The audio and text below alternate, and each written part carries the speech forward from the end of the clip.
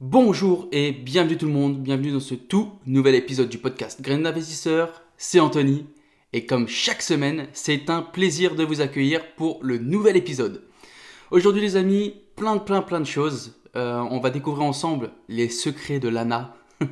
Si vous ne connaissez pas un peu ce dispositif, c'est quelque chose que j'ai vraiment étudié cette semaine et franchement ça peut être un levier hyper puissant. On va voir tout ça ensemble. On va commencer directement par l'actualité de la semaine, les amis. Alors, actualité personnelle, mon achat de RP suit son cours, c'est tout bon, j'ai envoyé les dossiers, là c'est parti au cautionnement, on attend des nouvelles. Normalement, franchement, pour une RP, je pense qu'il y a zéro problème, ça va le faire. Toujours très content, vous le savez, hein, j'ai eu directement accès au directeur de banque. Ça, c'est la Rolls-Royce de la relation, tip top.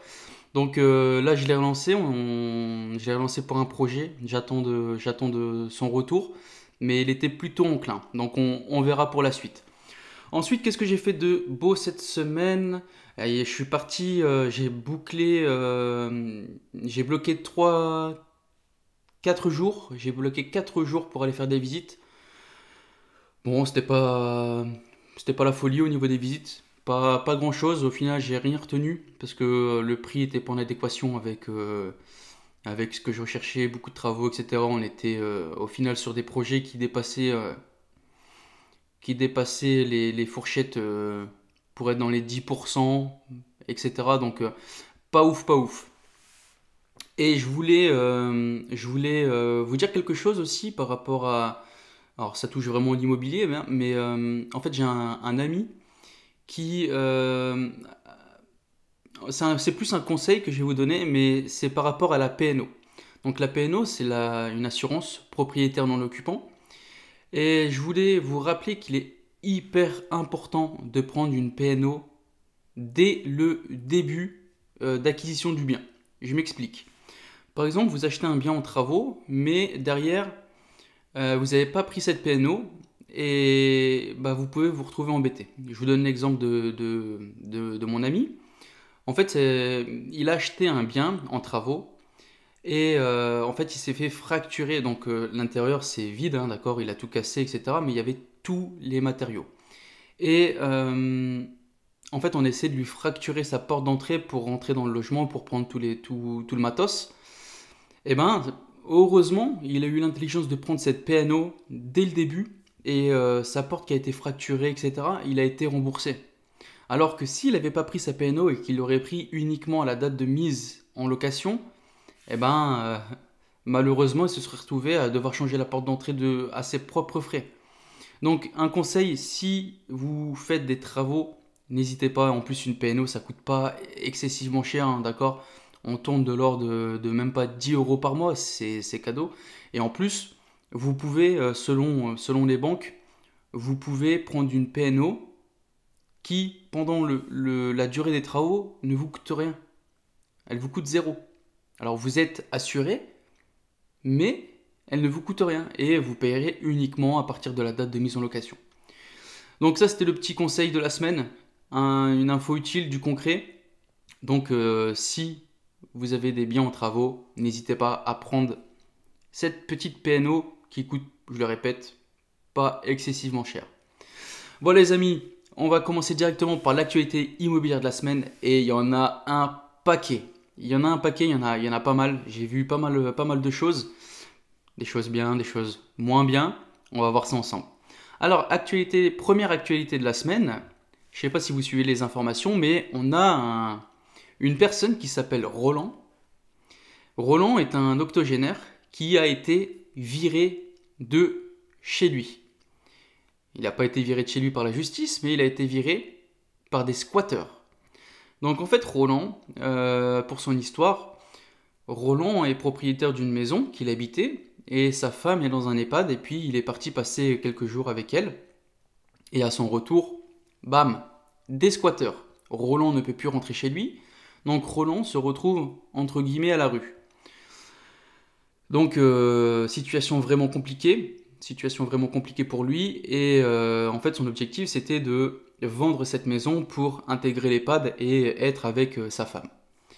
Donc là, avec des squatteurs à l'intérieur du bien, compliqué, très très compliqué. Et c'est pas grâce à la justice qu'il a récupéré sa maison. Ça se finit bien grâce au voisinage. En effet, le voisinage, ils ont entre guillemets fait pression pour déloger les squatteurs sans armes ni violence, si on pourrait dire ainsi. Et en faisant pression sur les squatteurs ont décidé de partir et de redonner la maison à Roland, qui a récupéré sa maison et qui va la mettre prochainement en vente. Malheureusement, l'intérieur, vous vous doutez bien, ça n'a pas été. Les squatteurs en ont pas pris soin et ont détruit pas mal de choses. Donc Roland se retrouve dans une situation encore complexe. Donc triste, hein, et moi j'aimerais soulever par rapport à ça, j'aimerais savoir que fait la justice. Que fait la justice? Est-ce que c'est normal que on est à la botte des squatteurs? Est-ce que c'est normal? Moi je trouve ça, c'est une injustice totale. Et heureusement que le voisinage a fait justice eux-mêmes, parce que sinon le pauvre Roland, bah, je peux te dire qu'à cette heure-là, il aurait toujours pas récupéré sa maison. Donc c'est triste. Allez, on continue. Deuxième actualité immobilière de la semaine, l'arrêté de Nice. Alors je sais pas si vous avez suivi un peu, mais on a le maire de Nice qui avait pondu un texte pour interdire les locations saisonnières, donc sur toutes les plateformes de style Airbnb, pour les vacances de février. Eh ben, l'arrêté de Nice a été rétoqué. Donc c'est-à-dire que la justice a jugé bon que cet arrêté qui avait été pris était illégal et n'était pas fondé, etc., etc. Donc c'est une bonne nouvelle pour ceux qui vont faire de la location saisonnière sur Nice. Profitez-en les amis. On continue sur Airbnb. Airbnb fait un pas en direction des grandes villes pour mieux contrôler les locations. Alors je vais citer vraiment le texte. Airbnb annonce apporter des garanties partielles.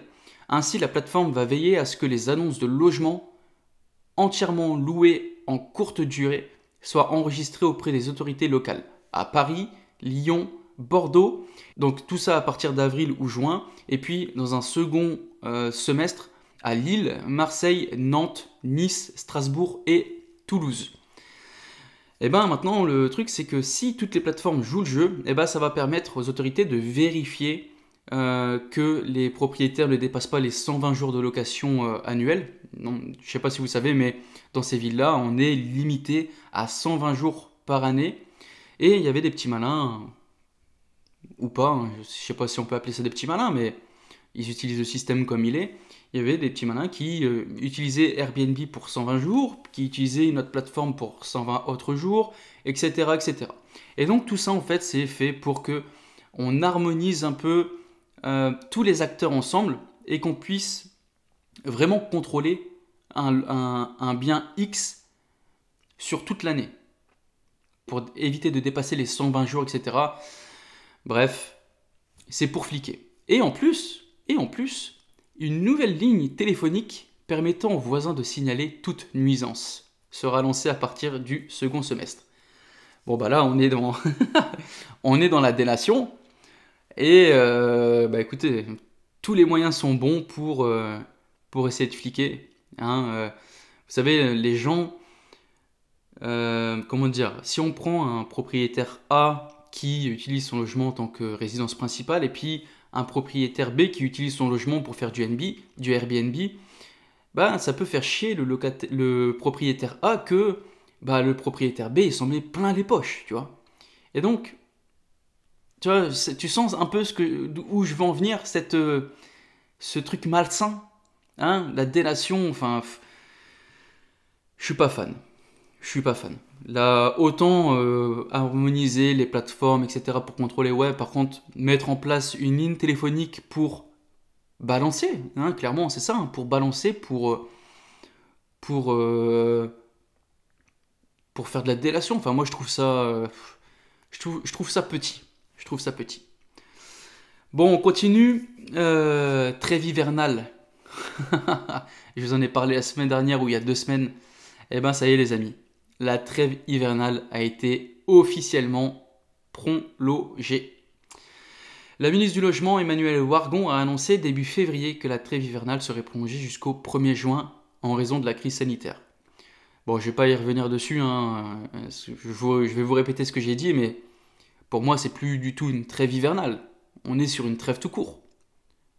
Quand ça commence à faire 1 an, c'est bon. On ne parle plus de trêve hivernale, c'est une trêve tout court.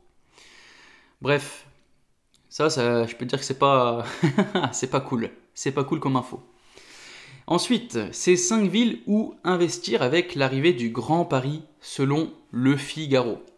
Alors je vous le dis tout de suite les amis, quand ça arrive dans la presse, c'est que c'est déjà trop tard. Je connais pas ces villes là que je vais vous citer, mais pour moi quand l'information devient un grand public, c'est que le train est passé déjà depuis quelques temps. Donc les villes en question, c'est Saint-Denis, Villejuif, Bobigny, Bagneux et Gennevilliers. Alors l'arrivée du métro, on nous dit que l'arrivée du métro a joué un rôle d'accélérateur de croissance dans ces villes en pleine transformation. Alors, automatiquement, avec l'arrivée du Grand Paris, ce projet qui veut un peu désengorger Paris-Centre pour s'étendre au niveau des banlieues, etc. Automatiquement, il y a des villes qui étaient entre guillemets moyennes qui vont bénéficier de cet afflux. Après, pour moi, le train, il était à prendre il y a 5 ans, je pense. C'est pas là en 2021 qu'il faut se positionner sur les villes, ça y est, c'est trop tard. On est sur des prix au mètre carré qui ont flambé, je crois qu'on est à plus 20-30%. Donc le train est à prendre il y a quelques années en arrière. Ensuite, on va parler un peu de taxes foncières. Quels propriétaires verront leurs taxes foncières baisser ou s'envoler à partir de 2026 ? Alors, je ne sais pas si vous avez vu un peu cette année-là, mais on a supprimé cette taxe d'habitation. C'est plutôt cool. Mais pour nous, propriétaires, je ne sais pas si vous avez vu une différence par rapport aux taxes foncières. Moi, je sais que ma taxe foncière a augmenté par rapport à l'année dernière. Alors qu'on nous avait dit, vous en faites pas les amis, on va pas toucher aux taxes foncières, ça restera pareil, etc. etc. Bon, bullshit, je te le dis direct, bullshit. Les taxes foncières ont augmenté et en 2026, je pense que ça va être encore plus flagrant. On nous dit que les vieux logements construits avant 1950 sont considérés comme étant sous-valorisés. En moyenne, au cours des 15-20 dernières années, les valeurs locatives ont augmenté de 15, 20, 25%. Et donc automatiquement, ces vieux logements-là, avec une taxe foncière faible, devront être en adéquation avec la valeur réelle. Donc, oui, c'est normal qu'on va réharmoniser un peu les taxes foncières. Et on nous dit que, donc pour ces vieux logements-là, effectivement, les taxes foncières vont augmenter, voire même peut-être exploser.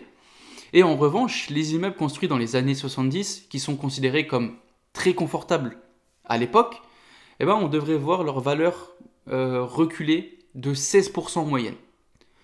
Donc, ça, c'est vraiment l'avenir qui nous le dira. Est-ce que ta taxe foncière va augmenter ou va baisser ? Moi, je pense que ça va augmenter. J'espère que ça va augmenter, mais de manière raisonnable. On verra. De toute façon, là, clairement, c'est l'avenir qui pourra nous dire oui ou non. Allez, on continue encore. Et celle-là, les amis, je l'aime bien. Cette info-là, elle est tip-top parce que... En fait, je me bats avec des gens qui me narguent les avantages d'investir dans ce type de résidence, etc.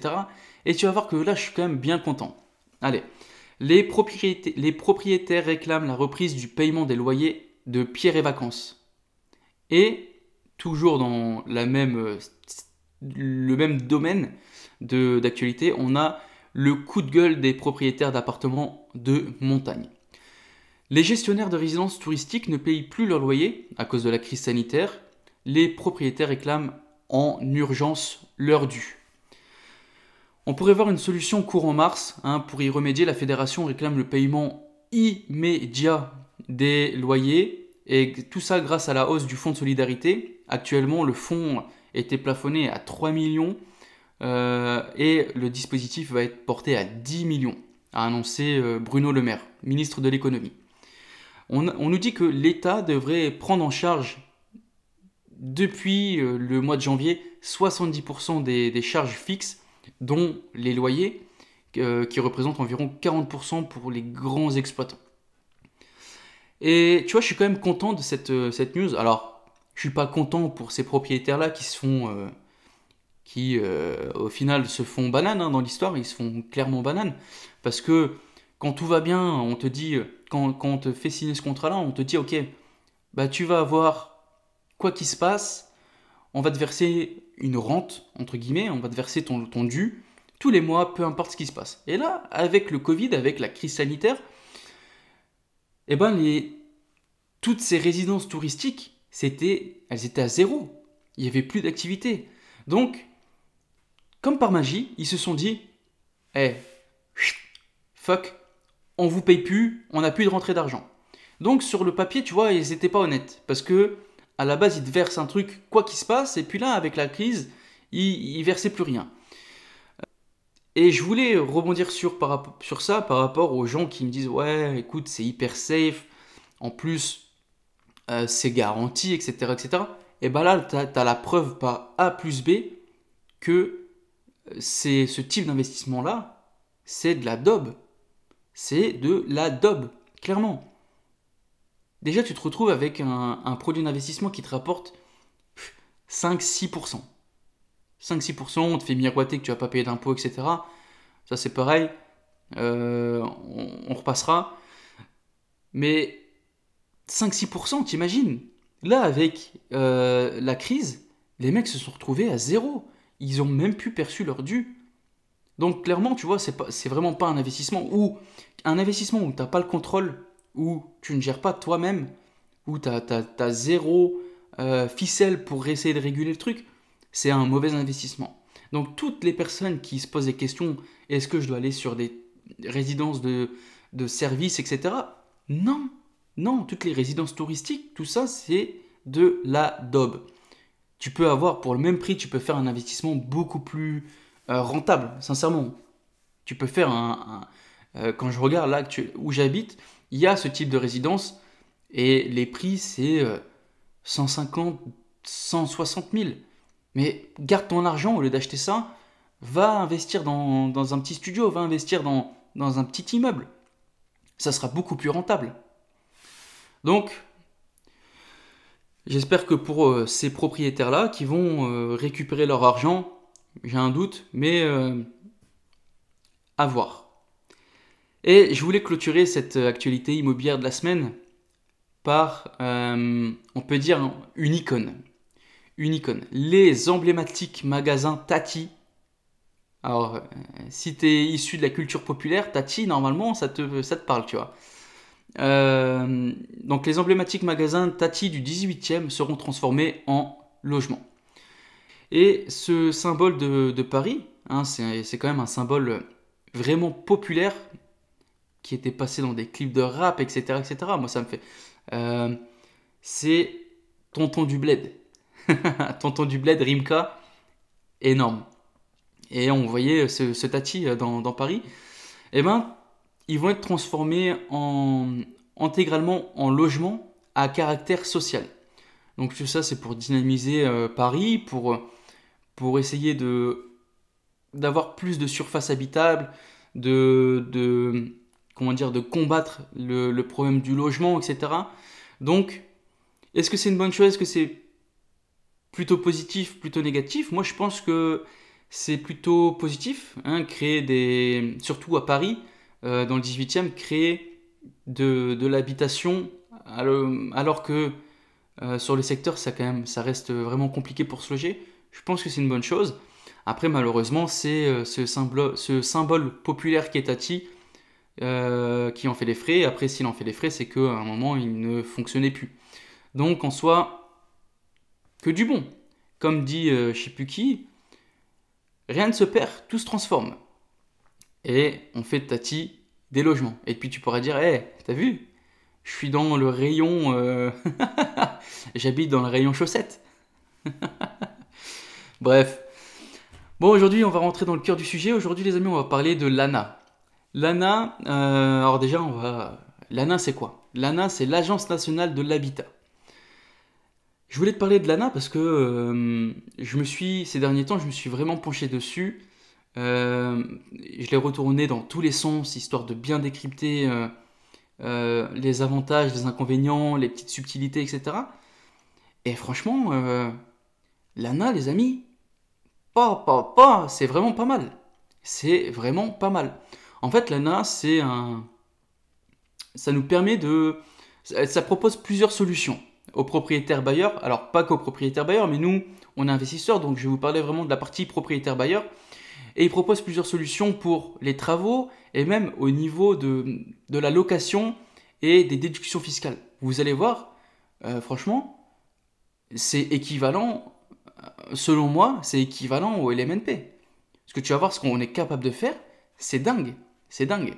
Donc, l'ANA propose des aides, déjà on va commencer par les travaux.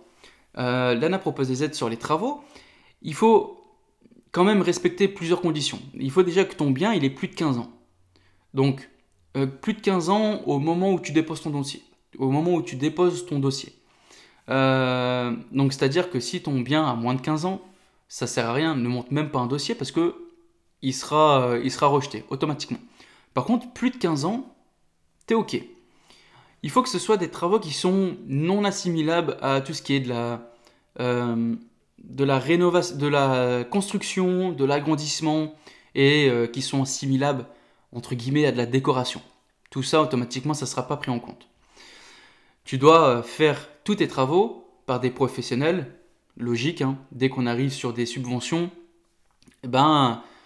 professionnels oblige.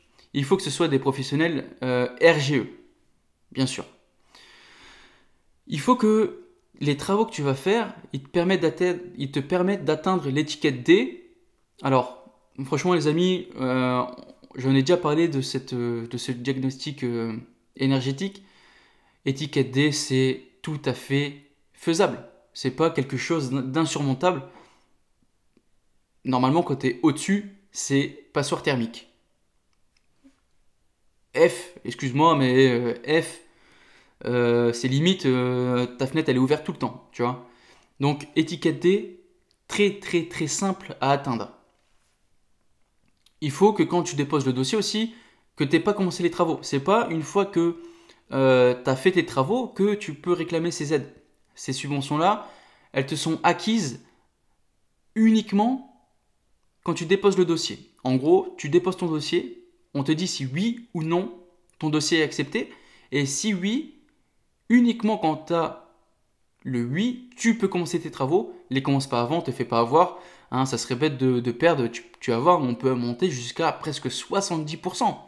On peut monter jusqu'à presque 70% d'aide en subvention. Donc, ça vaut pas le coup. Commence pas tes travaux avant. Et puis, si on fait un projet avec énormément de choses à faire, s'il y a plus de 100 000 euros de travaux, eh ben alors là, tu vas être obligé d'avoir un maître d'œuvre pour contrôler le tout. C'est obligatoire. Alors maintenant, avant de parler vraiment des aides par rapport aux travaux, je vais te dire quelle aide en plus tu peux avoir. Déjà de 1, tu peux avoir la prime de réservation. La prime de réservation, c'est quoi? Elle peut être attribuée si tu optes pour le contrat louer mieux. Alors, le contrat louer mieux, c'est un engagement que tu fais avec l'ANA. Et le contrat que tu signes, c'est louer mieux. Donc, si tu fais un contrat louer mieux avec l'ANA, à loyer très social, avec un droit de réservation. Donc, en gros, c'est-à-dire que le droit de réservation, c'est quoi? C'est le préfet peut mettre n'importe qui dans ton logement. C'est-à-dire que le préfet se retrouve sur les bras avec une famille, sur les bras. Ton logement est disponible, vu qu'il y avait le droit de réservation, il va prendre ton logement, il va mettre cette famille dedans. Et toi, tu ne pourras rien dire. Et si tu optes pour ce système-là, eh ben, tu as une prime de 2 000 euros par logement et 4 000 si c'est un marché tendu. Marché tendu, Je te répète un peu ce que c'est, mais c'est là où la pression locative est immense. C'est-à-dire qu'il y a tellement peu de biens, il y a peu de biens qui sont disponibles à la location et il y a un nombre de demandes immense. Donc ça, c'est un marché tendu. Donc ça, c'est la première prime. Déjà, tu peux te prendre 2 000 euros par logement. 4 000 si tu es sur un marché tendu. La deuxième prime, c'est la prime de réduction de loyer. En gros, la prime de réduction de loyer, elle vise à rendre encore plus accessible, encore plus attractif le choix d'un loyer social et très social. Alors, je te dirai après, ça correspond à quoi, un loyer social et très social. Mais en gros, si tu veux cette prime, tu dois remplir 2 conditions. La première, c'est de proposer un loyer social dans une zone tendue. Donc là, tu vois, on est obligé d'être dans une zone tendue pour pouvoir prétendre à cette prime. Et le deuxième, c'est d'avoir obtenu des aides des collectivités territoriales. La commune, l'agglomération, la région. Donc si tu remplis ces 2 propositions-là, la prime, c'est que l'ANA va multiplier par 3 toutes les aides des collectivités que tu as eues jusqu'à 12 000 euros par logement. Jusqu'à 12 000 euros. Donc imaginons, je te dis une bêtise, mais imaginons que tu as eu, pour rester dans les chiffres 12 000, tu as eu 4 000 euros d'aide de la part des collectivités territoriales. Vu que tu proposes ton bien avec un loyer social ou très social, eh ben tu es capable de prétendre à cette prime et l'ANA va te verser 12 000 euros par logement dans ta poche. C'est cadeau. Donc ça, c'est les 2 primes que tu peux avoir. Il y a une troisième prime, c'est la prime d'intermédiation locative. En gros, cette prime-là, c'est si tu appliques un loyer social ou très social, tu as une prime d'intermédiation locative qui peut aller jusqu'à 1 000 euros. Et elle peut être octroyée. Alors actuellement, cette prime est accessible jusqu'au 31 décembre 2022. L'intermédiation locative, on va y venir après, j'ai vraiment détaillé. Mais en gros, c'est quoi? C'est tu mets ton bien dans une agence à caractère social. C'est comme une agence immobilière, tu vois, mais à la vocation sociale. En gros, ton bien, il est dans son portefeuille de biens. Et puis, elle va mettre une famille à caractère social dans ton logement. Et si tu optes pour ça, pour l'intermédiation sociale, l'intermédiation locative, eh ben, tu vas te prendre 1 000 euros. Et ça, c'est toujours pareil, c'est par logement. Donc tu vois, déjà juste sur ces 3 petites primes-là, on peut monter pas mal. On peut monter vraiment pas mal. Je reprends, imaginons tu fais un petit immeuble de 4 appartes. Tu décides de tous les mettre dans cette boucle de l'intermédiation sociale, etc., etc., eh ben, tu peux prendre, t'imagines-toi, 2000, on va rester sur un marché tendu, d'accord? Donc ça fait 4000, 8000, 12 000, 16 000. Déjà, juste sur la prime de réservation, tu te prends 16 000 euros. Ensuite, la prime de réduction de loyer, tu peux aller, pareil, jusqu'à 12 000 euros par logement. Donc si tu as reçu des aides des collectivités territoriales, t'imagines, toi, je ne vais pas faire le calcul, mais tu peux déjà facile prendre 30 000 euros. Donc ça, c'est pas mal. Alors, maintenant, on va vraiment parler sur le truc qui est fantastique avec l'ANA, c'est les aides pour travaux. Franchement, les gars et les filles, asseyez-vous confortablement, parce que là, c'est jackpot. C'est jackpot. Si tu fais un projet, tu vois, alors, je vais donner ma vision par rapport aux aides de l'ANA. Pour moi, les aides de l'ANA pour travaux, ça doit être la cerise sur le gâteau. Il ne faut pas que tu fasses ça vraiment, genre que tu comptes dégager une rentabilité avec ces aides.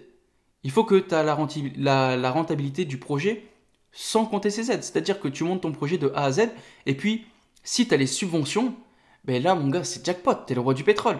Mais si tu les as pas, ton projet il est toujours clean. Tu dégages toujours de l'argent, tu fais toujours du cash tous les mois, etc. etc. Par contre, si tu as ces aides-là, tu vas faire du cash encore plus. Alors, je vais te dire tout de suite les aides auxquelles tu peux prétendre, les aides pour les travaux.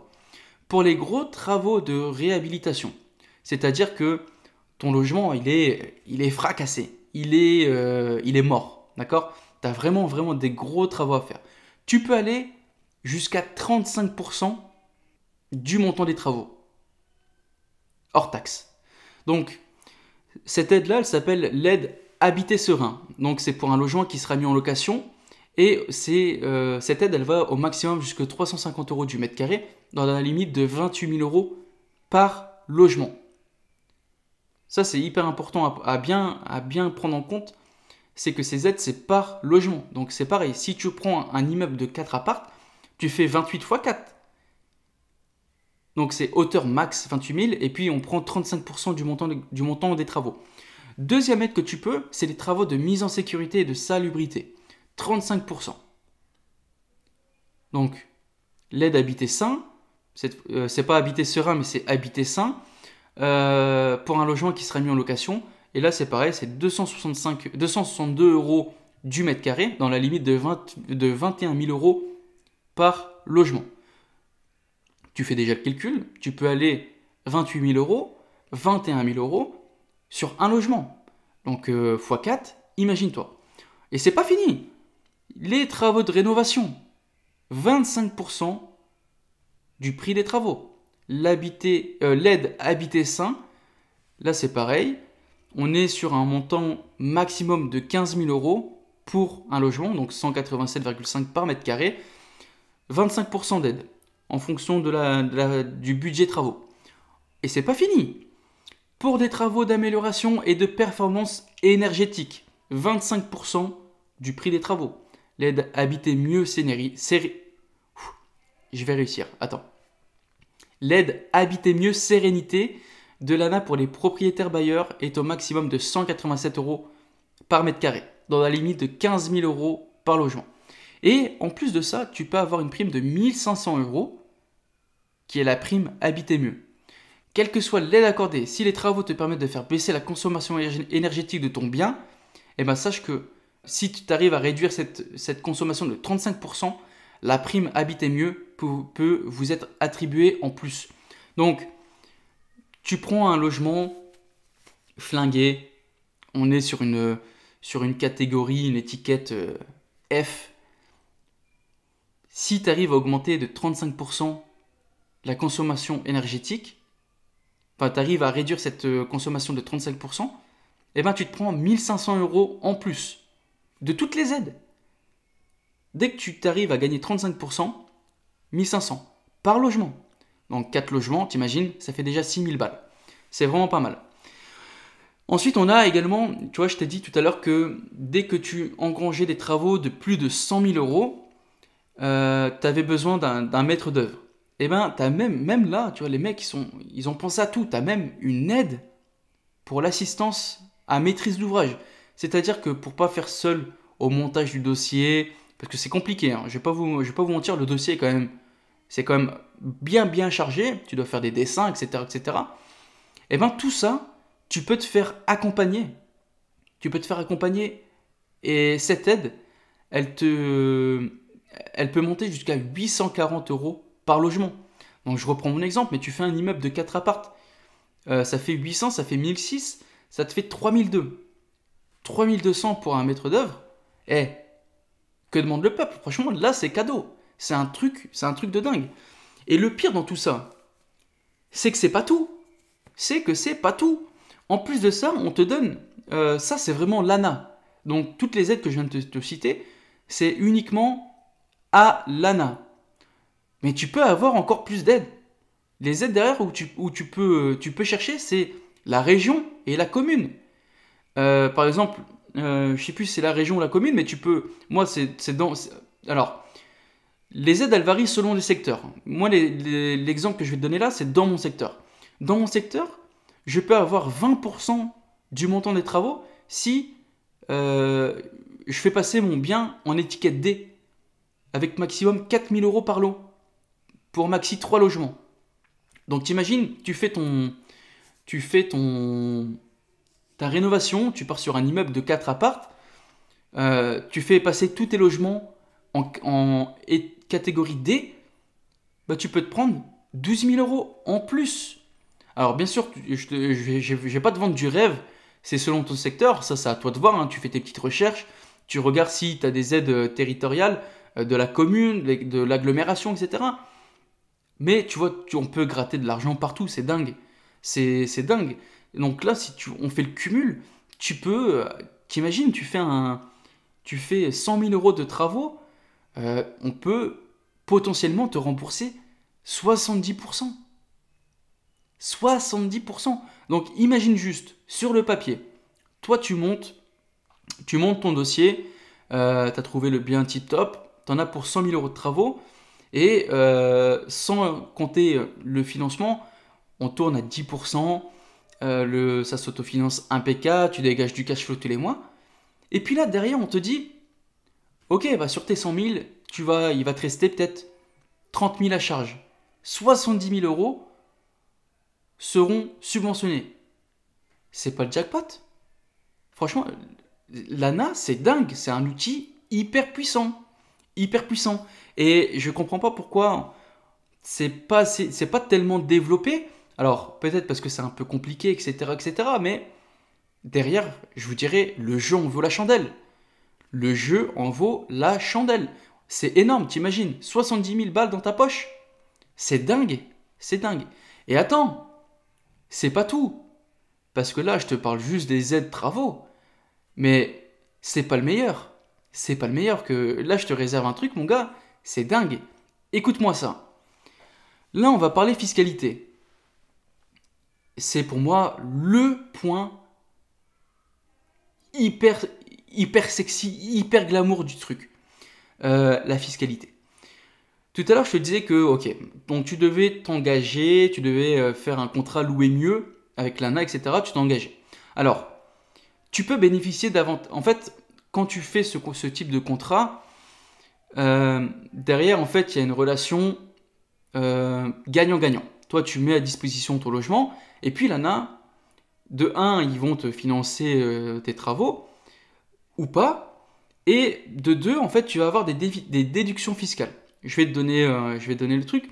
En gros, en fonction du type de contrat que tu choisis, tu t'engages à louer ton logement à des personnes aux ressources modestes ou à loyer abordable, voire très abordable. Tu t'engages sur une durée minimum obligatoire. C'est-à-dire que tu t'engages minimum pour 6 ans si tu fais juste un contrat avec juste la fiscalité. En gros, pour bénéficier des avantages fiscaux, tu n'es pas obligé de nécessairement faire des travaux. Par exemple, ton bien actuellement, il est là, il est disponible, il est bien, il n'y a pas de travaux à faire. Eh bien, sache que tu peux quand même t'engager avec l'ANA, t'engager auprès de l'ANA dans ce type de contrat et de bénéficier d'avantages fiscaux que je vais te citer après. Donc ça, c'est 6 ans. Maintenant, si tu bénéficies de subventions, tu as fait des travaux qui ont été subventionnés, etc. Là, tu vas t'engager pour 9 ans. Donc, il faut quand même le prendre en compte. 6 ans, 9 ans, hein, c'est pas une petite période, c'est pas 3 ans, c'est pas 5 ans. 6 ans et 9 ans. Donc, c'est quand même une durée relativement longue. Donc, de 1, tu t'engages sur la durée. De 2, tu t'engages aussi au niveau des loyers. C'est-à-dire que tu as des engagements. Déjà de 1, tu ne peux pas louer à des personnes de famille proche. En gros, père, mère, frère, sœur, enfant, tout ça, tu ne peux pas leur louer. Logique, je ne vais pas revenir dessus, mais ça me paraît normal. Deuxième, tu dois t'engager à ne pas dépasser les montants de loyer maximal qui sont fixés par l'ANA. Franchement, les amis, moi, je vais vous parler en fonction de mon secteur. Je suis dans un secteur B2. Alors ça, je te laisserai aller voir. Hein. Tu vas sur le site de l'ANA, tu auras tous les petits tableaux qui vont bien. Tu regardes, en zone B2, franchement, moi, c'est pas dégueulasse. C'est clairement pas dégueulasse parce que actuellement, moi, je loue des choses à 600. Selon le plafonnement des loyers ANA, je pourrais monter jusqu'à 648. Donc, tu vois, on n'est vraiment pas... c'est pas un truc de ouf. Hein. C'est pas un truc de ouf. Ensuite, tu t'engages, bien sûr, hein, tu t'engages sur la durée. Donc, en cas de départ d'un locataire, tu t'engages derrière à continuer à mettre à disposition, tu vois. Tu peux pas dire, ok, bah moi je loue pour lui, et puis du jour au lendemain il se barre, je récupère mon logement. Malheureusement, non. Tu vas devoir louer sur la durée. Donc si tu t'engages pour 9 ans, pendant 9 ans, ton bien est loué par le conventionnement ANA. Bon, j'espère que vous avez la forme les amis, que vous suivez encore, parce que là, on arrive dans le concret, là c'est la pépite. Et juste avant, prends 1 minute 30, va faire référencer ce podcast, un petit like, un petit pouce sur YouTube, je compte sur vous, un petit like, ça me fera plaisir, partagez, faites grandir la communauté, et il y aura que des belles choses qui vont sortir, c'est sûr. Bon, allez, est-ce que vous êtes prêts? Je vais vous donner un exemple maintenant. Donc c'est un exemple concret, hein. C'est un logement que moi j'ai à la location. Donc c'est un logement de 70 mètres carrés. Donc je vous ai dit que moi je suis dans une zone B2. Donc je loue ça 600 euros. Et il faut savoir que le prix du marché, on est autour de 550, 600. Donc tu vois, je suis clairement dans le prix du marché. Avec l'engagement ANA, en fait, tu as plusieurs types d'engagement. Tu as le loyer intermédiaire, le loyer social et le loyer très social. En fait, en fonction du type de loyer que tu vas appliquer, tu auras une déduction fiscale plus ou moins grande. Alors, je vais te donner des chiffres concrets. Moi, je loue 600, sans conventionnement ANA. Avec l'engagement ANA, je devrais louer mon logement à 634 pour un loyer intermédiaire, à 543 pour un loyer social et à 391 pour un loyer très social. Donc clairement, tu vois que pour les plafonds intermédiaires et social, c'est pas déconnant. Clairement, c'est pas déconnant. Par contre, très social, bon, 391, ça commence à faire une diff plus ou moins conséquente quand même.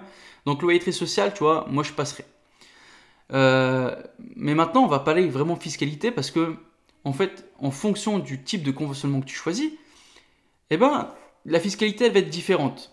Tu vas bénéficier d'abattements différents. Si je te prends le loyer intermédiaire, donc dans mon cas, c'est 634, tu auras 15% d'abattement. Donc, c'est-à-dire qu'on prend tes loyers annuels, tu as un abattement comme ça gratuit de 15%, et puis tu es imposé uniquement sur le reste. On a le loyer très social et social, 50%. Donc 50%, tu vois, déjà ça parle déjà mieux. 15%, c'est pas ouf. Donc tu vois, c'est déjà quand même assez cool, 50%, c'est plutôt pas mal. Mais c'est pas la pépite. Ça, c'est pas la pépite. Ça, c'est nul quand je vais te dire la puissance du truc, tu vas me dire, what? C'est pas possible. Écoute-moi ça. Le jackpot, ça revient à l'intermédiation locative. L'intermédiation locative, on a une déduction de 85%. 85%. Ouais, 8 et 5. Ça, c'est dingue. Ça veut dire qu'en gros, on prend tes loyers annuels et tu seras imposé sur seulement 15%. C'est énorme. C'est dingue. C'est un truc de ouf. 85%, c'est immense. Et ça, c'est sur des loyers intermédiaires. Donc, 634 euros dans mon cas. Donc, tu vois, ça peut être c'est un truc de dingue. Alors, où est la bête noire? La bête noire, en gros, l'intermédiation locative, c'est quoi? En fait, c'est une agence immobilière, entre guillemets, sociale, ou ça peut être une association agréée. Donc, eux, ils sont là pour... En fait, c'est un intermédiaire qui est un organisme privé ou public, et en fait, il va prendre ton bien, tu vas t'engager avec eux à mettre à disposition ton bien, et eux, ils vont mettre des personnes, peu importe, ils vont mettre des personnes dedans. Mais il faut que ton bien il soit vraiment disponible chez eux. C'est-à-dire que eux, ils ont un vivier de locataires, et par contre, tu n'as aucun choix. C'est-à-dire que si demain, ils ont envie de mettre, excusez-moi, hein, mais demain, ils ont envie de mettre des cassos dans ton logement, bah, ils mettent des cassos dans ton logement, et t'as rien à dire. Par contre, ce qui est plutôt cool avec ça, c'est que durant le conventionnement, tu es sûr et certain d'avoir tes loyers à 100%. à 100%. Parce que, de un, c'est eux qui vont assurer le paiement des loyers. De deux, ils vont assurer les loyers impayés. Donc toi, tu n'auras pas de problème. Et de trois, ils vont remettre en état ton bien à l'état initial. C'est-à-dire que ton bien, il est ravagé. Et ben normalement, tu vois, tu vas récupérer ton bien et ils vont faire les travaux. Ils vont faire les travaux et tu vas récupérer un bien entre guillemets neuf. Alors, pour en bénéficier, tu vois, il faut que tout ça, ça marche par l'engagement. C'est-à-dire que tu vas voir cette intermédiation et puis tu vas t'engager avec eux. C'est le contrat, c'est pareil, hein, c'est le contrat louer mieux et tu loues pendant minimum 3 ans ce logement à cette structure. Que dire d'autre? Que dire d'autre? Bah, c'est déjà pas mal. Donc, tu t'engages 3 ans pour louer, donc le contrat louer mieux, tu t'engages 3 ans avec cette entre guillemets, société sociale, et puis c'est eux qui gèrent. Toi, tu n'auras strictement rien à gérer, ils vont payer ton loyer, ils vont euh, mettre tout en place, et puis toi, tu récupéreras ton bien normalement impeccable. Alors, j'ai pas envie de te dire de bêtises parce que je l'ai jamais fait. Mais si des auditeurs de ce podcast ont ou sont ou comptent passer par l'ANA, qu'ils me fassent un feedback pour me dire si réellement tu récupères ton bien dans un état nickel ou en fait c'est du bullshit, c'est du pipeau. Mais sur le papier, pour moi, sur le papier, c'est magnifique. On va prendre un exemple concret. Tu achètes un logement, tu te fais subventionner les travaux, ou du moins une partie plus ou moins grande, du montant total des travaux. Et puis tu choisis quand même l'intermédiation locative. On va dire que tu dégages 10 000 euros de loyer annuel. Eh bien, tu seras imposé sur 1500. Sur 1500. C'est dingue. Et le pire, encore mieux, c'est que tu vas aussi avoir toutes tes déductions normales. Donc ta taxe foncière, tes charges, etc. Donc en fait, tu vas payer au niveau imposition, tu seras à zéro. Et tu seras à zéro pendant X années. Parce que tu imagines, 1500, normalement tu dégages quand même, tu as plus de 1500 balles de déduction à faire. Donc tu seras en déficit foncier. Déficit foncier, je te rappelle, hein, c'est reportable sur X années. Donc c'est dingue. Franchement, c'est jackpot. C'est jackpot. L'ANA, c'est hyper puissant. En plus de ça, plus-value des particuliers. C'est la cerise sur le gâteau. C'est-à-dire que t'achètes bien, t'achètes au prix du marché, tu refais des travaux nickel chrome, etc. Dans 9 ans, tu le revends. Bah, ton bien, il aura peut-être pris de la valeur. Donc, en plus de ça, jackpot. On t'a subventionné les travaux et en plus de ça, mec, tu fais une plus-value. Donc, pour moi, c'est ouf. C'est ouf. Bon, j'ai quand même noté un inconvénient parce que depuis tout à l'heure, je suis euphorique et franchement, je vais pas te mentir. C'est vrai que là, j'ai vraiment retourné le truc dans tous les sens et je trouve ça vraiment ouf. Et du coup, je suis en train de regarder là pour investir, pour passer par ça parce que c'est ouf. Mais j'ai quand même trouvé un inconvénient. L'inconvénient, c'est que, eh ben, t'es lié, entre guillemets, t'es lié au bien. C'est-à-dire que t'es engagé. Tu t'engages pendant 6 ou 9 ans. Et si tu revends avant la fin du dispositif, selon ta zone de plafonnement, etc., bah, le plafonnement des loyers, ça peut être problématique. Parce que, imaginons, le loyer standard qui se fait sur ton secteur, c'est 500 euros. Et puis, toi, tu as mis en place les 50% d'intermédiation locative. Tu as mis en place t'as mis en place un loyer très social. Et tu te retrouves avec des loyers qui équivaut à 350. Donc, tu vois que y a quand même une perte sèche. Et au niveau rentabilité, c'est pas ouf.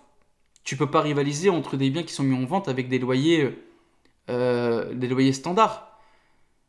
Un investisseur qui veut acheter, ou un pseudo-investisseur, parce que les gens qui achètent des produits déjà tout faits, c'est pas le mieux. Mais imaginons, entre un bien A en vente avec des loyers à 500 et un bien B en vente avec des loyers à 350, tu crois qu'il va aller où? Bah, il va aller au bien A, celui qui rapporte le plus. Donc là, tu vois, ça peut être problématique. Et en plus de ça, c'est que quand tu fais ce type de conventionnement-là, clairement, il faut que tu ailles au bout. Il faut que tu ailles au bout des 9 ans avant de penser revendre. Parce que je t'explique. En fait, l'acheteur, on va faire un focus sur l'acheteur. En gros, l'acheteur, si il achète un logement qui est conventionné ANA, eh ben, le pauvre, lui, il doit reprendre obligatoirement tous les engagements qui ont été pris par l'ancien propriétaire, notamment au niveau des loyers, notamment au niveau des avantages fiscaux. Mais par contre, lui, il va bénéficier de rien du tout. De rien du tout. C'est-à-dire que toi, tu as fait un conventionnement ANA. Tu as 85% d'abattement. Et bien lui, il va te racheter ton bien. Il va avoir le plafonnement des loyers. Mais par contre, tous les avantages fiscaux, déjà de 1, il n'aura pas bénéficié des subventions de travaux. Et de 2, il ne va pas bénéficier des avantages fiscaux. Donc, normalement, c'est clairement pas une bonne affaire. C'est clairement pas une bonne affaire. Donc, si tu comptes pas aller au bout des 6 ans ou 9 ans, bah l'ANA, ça peut être problématique. Ça peut être problématique, surtout si tu fais ça dans un but fiscal et qu'au final, derrière, tu vas... bah, ça sera pas ouf pour l'acheteur, tu vois. Donc, dis-moi, hein, si toi, je te revends un bien avec un conventionnement ANA. Je te dis, ok, il y a encore 4 ans de conventionnement, c'est-à-dire que pendant 4 ans, les loyers sont plafonnés, mais par contre, tu es imposé au max. Est-ce que vraiment tu vas m'acheter mon bien? Bah non, la réponse est clairement non. Donc, si tu comptes pas aller au bout des 6 ou 9 ans, je pense pas que ce soit un bon deal. Maintenant, on va faire le bilan. On va faire le bilan du montage ANA, subvention et avantage fiscal. Franchement, pour moi, c'est un outil ultra puissant. C'est un outil ultra puissant. Regarde juste les subventions travaux. Tu montes un projet rentable, parce que je vais t'expliquer tout à l'heure. De base, tu montes ton projet. Ton projet, il est rentable et tu te le fais financer par la banque. Donc la banque, elle te finance l'achat, les travaux. Tu avais prévu 100 000 euros de travaux, hein, tout ça pour faire des chiffres ronds, mais tu avais prévu 100 000 euros de travaux. Les travaux ont été financés à 100% par la banque. Donc, de base, tu sais que tu vas mettre 0 euros de ta poche dans les travaux. La banque finance les travaux, 100 000 euros, et puis derrière, tu sais que l'ANA, à la fin de ton projet, quand tu auras fini tous tes travaux, ils te remboursent 70%. Ils vont te rembourser 70 000. 70 000 euros. Donc, tu vois, est-ce que tu vois le truc? La banque t'a financé tes travaux, 100 000 euros, toi t'as rien mis, et derrière, l'ANA, il te rembourse 70 000 balles sur ton compte. C'est-à-dire que tu te retrouves avec 70 000 de cash sur ton compte. 70 000 balles, excuse-moi, mais derrière, tu peux continuer à investir. Tu peux continuer à investir. 70 000 balles, c'est énorme. C'est 70 000 balles qui sont sorties, entre guillemets, de nulle part. Puisque tu as fait ton prêt à la banque. Tu n'as rien mis de ta poche. Donc, tu vois, c'est jackpot. C'est un truc de ouf. L'ANA, c'est dingue. Et maintenant, là, on a vu vraiment par rapport aux travaux. Maintenant, revenu foncier. Tu sais que investir dans du nu, bah, c'est compliqué si tu gères pas toutes les ficelles, etc. Tu peux vite te retrouver imposable et ça peut vite faire mal, tu vois. Prenons une TMI à 30, 47,2% d'imposition au total, ça fait mal. Ça fait hyper mal. Donc là, tu vois qu'avec l'ANA, l'intermédiation locative, c'est 85% de déduction. Je te reprends mon exemple de 10 000 euros de loyer, c'est-à-dire que tu seras imposé sur 1 500. Et sur les 1 500, Je te parle pas de... Derrière, tu peux encore déduire, tu peux retirer la taxe foncière, tu peux retirer tes emprunts, tu vois, tu peux arriver à zéro. Donc franchement, c'est hyper puissant. T'as aucune limite, aucune limite. Avec ça, franchement, tu peux faire du sale. En immobilier, tu peux faire du sale. Tu as tous les avantages du meublé et tu as les avantages du nu. Facilité de location, etc. Franchement, c'est immense. Pour moi, l'ANA, c'est un levier hyper puissant. Et je pense que là, mon prochain investissement, je pense que je vais faire ça. Je vais trouver un bien avec énormément de travaux. Et alors, j'ai rien en nu, d'accord? Je suis tout en meublé ou en SCI. Mais pour moi, tu vois, je vais me concentrer vraiment sur l'ANA parce qu'en fait, tu peux faire un truc de dingue. On peut monter, t'imagines, 70-80% des travaux. Il n'y a pas photo. Il n'y a pas photo. On t'offre une possibilité, c'est une opportunité en or que tu peux pas rater. Alors l'ANA, je ne sais pas combien de temps ça va rester. Je sais que ça s'est modifié un peu parce qu'avant c'était encore plus complexe. Ça s'est assez simplifié. Mais est-ce que ça va durer dans le temps? Je suis pas sûr. Je suis pas sûr. Et tout ça, c'est dans le but de moderniser l'habitat français, etc. Autant en profiter. Autant en profiter. Tu montes ton projet. Si de base ton projet il est rentable, le conventionnement ANA plus les subventions travaux, c'est la cerise sur le gâteau, c'est que du bonus. Alors pourquoi t'en priver? Franchement, c'est le combo gagnant, surtout si tu te positionnes sur un investissement à long terme. En 9 ans, t'es gagnant dans tous les cas. Au bout de 9 ans, c'est jackpot. Alors bien sûr, il faut être en fonction du secteur, etc. hein. Je te laisserai faire tes propres recherches. Mais en tout cas, moi, dans la ville où j'investis, euh, même le plafonnement des loyers, c'est pas un frein. Parce que mes plafonnements, ils sont plus hauts que le prix du marché. Donc, tu vois, c'est jackpot, c'est dingue. C'est dingue. Franchement, je voulais t'en parler parce que là, j'ai vu ça, je me suis renseigné. C'est dingue. J'en avais entendu parler avant, vaguement. Mais là, je me suis vraiment concentré. Ça fait 2 jours que je suis dessus. J'ai regardé, c'est immense. C'est immense. Bon, voilà les amis, ça c'était l'épisode de la semaine. J'espère que ça vous aura plu. Si vous avez des questions, en tout cas, n'hésitez pas. hein. J'ai pas tout marqué dans cet épisode, dans toutes mes notes là. Mais si vous avez la moindre question, n'hésitez pas. Si je serai capable de vous répondre, je me ferai un plaisir. En tout cas, les amis, je suis content. Je voulais aussi vous faire un point podcast parce que on commence à exploser au niveau des vues.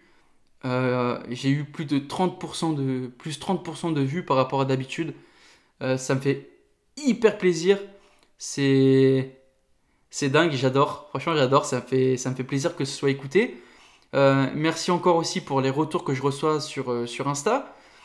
N'hésitez pas, si vous avez des problèmes, encore cette semaine, j'ai aidé 2-3 personnes sur des problèmes d'impayés et de locataires qui s'est barré sans vous prévenir. Donc le logement est vide et puis le locataire a laissé les clés dans la boîte à lettres. Bref, en tout cas, on a trouvé une solution. Et puis voilà. Donc si vous avez le moindre problème, vous n'hésitez pas à vous m'envoyer sur mon Insta. C'est là où je suis le plus actif. Anthony-THRD. Et sur la chaîne YouTube, hein, les amis de YouTube, ceux qui me regardent sur YouTube, n'hésitez pas, un petit commentaire. Je me ferai un plaisir d'y répondre également. Et puis, c'est tout bon. C'est tout bon. Je vous souhaite, comme d'habitude, plein de bonnes choses. Que vos projets avancent, que demain soit meilleur qu'hier. Et puis, je vous dis à la semaine prochaine. Ciao, ciao, ciao.